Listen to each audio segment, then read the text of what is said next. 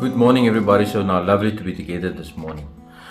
Pastor Andres talked this Sunday about having faith, to keep the faith, to keep on going on and stay in faith.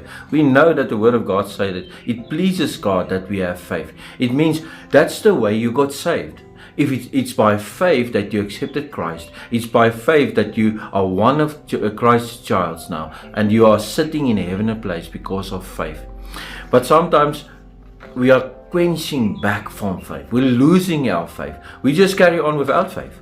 And I love to read for us a verse out of Hebrews 10 verse 38, and it says, but my righteous one will live by faith.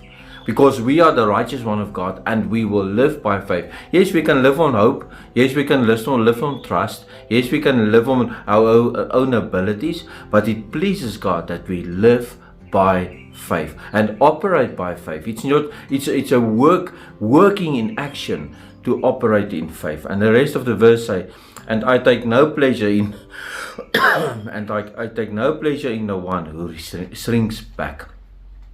Don't shrink back. Don't lose your faith. Don't be that one sheep that lose your faith and wander off. Stay in faith, because with faith we accomplish. If you look back at what the Lord has done in your life the last few months or the last year, and where you came from and what the Lord has done, and have a thankful heart, stay in faith and let faith build you up. Faith gives you the ability to overcome.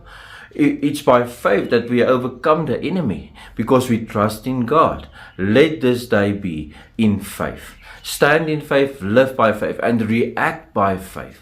And let us please God through our faith. Let us pray. Heavenly Father, help us to live today by faith, to have faith in you, and that we will please you by the way that we live in faith, and that we will react on our faith, Lord Jesus, and that we will overcome the enemy by faith and the word of our testimony. And let your word lead us today. Let us be grounded in your word, and let us build up our faith. We ask this in Jesus' name.